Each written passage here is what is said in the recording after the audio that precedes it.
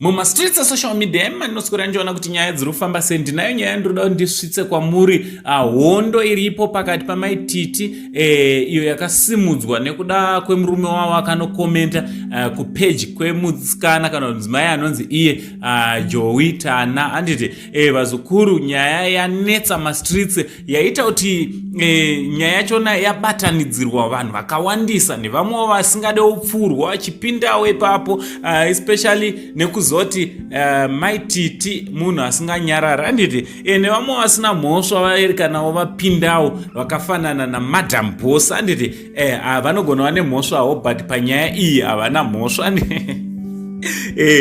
so chiteerera kana uri munyowani usati wasubscribe paSaint TV ndinokurudzira kuti chisubscribe turn on your notification bell so that every time we upload a video you'll be notified. Nichito zviri kudizudi kwese kwamuri vazukuru vasekuru Saint pano pa number 1 YouTube channel being muna the only Zim uncle. Also don't forget kuenda kuno like nekufollow our Facebook page. Vazukuru so nyaya ndauya nayo vazukuru inyaya yemaititi naTinashe Maposa sekuziva kwenyu kuti Tinashe akanokomenta kupage kuya zvakaitika vanhu vakatanga kubhutsurwa vakawanda.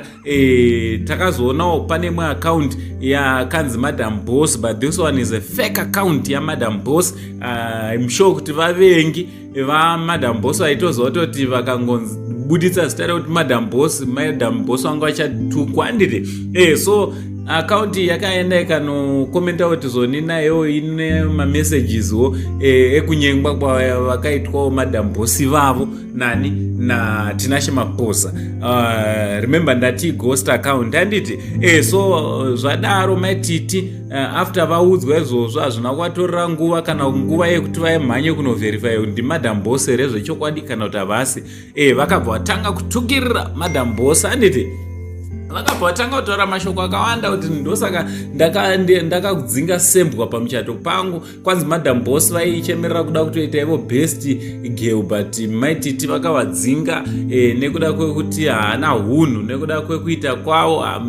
Mozwa grudge raMadam Boss namaititi rabva rabuda pachena kuti aiwa pane grudge pakati pavo paimboita sezviri kuvigwa but nekuda kwezvakaitika uye ghost account Madam Boss ghost account havasi Madam Boss ghost account rakanzi Madam Boss rikazosvika parakataurawo zvakazotukisa Madam Boss zvakazoitawo zvakare zvakanaka nekuti maititi vakabva vabuditsa her position towards Madam Boss kutoti Madam Boss vakutoziva chokwadi kutoti maititi akandivenga. Ameno munozoona sevazukuru nekuti Madam Boss namaititi vakanga vatombobatana. Remember pai vachiripotera evidence Madam Boss vachitanga kutotaura maititi vachizodi moizwa nyaya yachona zvairatidza kuti ukama hwavo hwanga wasimba. Ameno vazukuru chii chinomboitika pamadzimai vairava sekuziva kwenyu vanga vasina nguva zvakare vabatanidzwa naPassion Java kuti vange vari mashamwari zvakare but apa vachabatana futi kana kuti hauchisina ndione vakadzoka kuva mabhururu futi handiti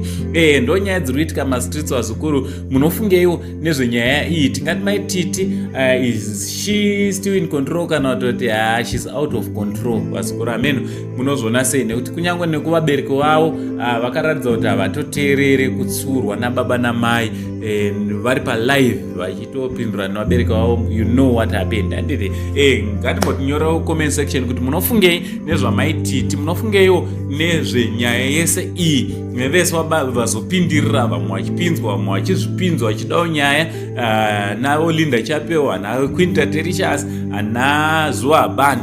Ameno munofungei nezvenyaya iyi? From Uncle Saint the only Zim uncle unaona chiti chi machilava.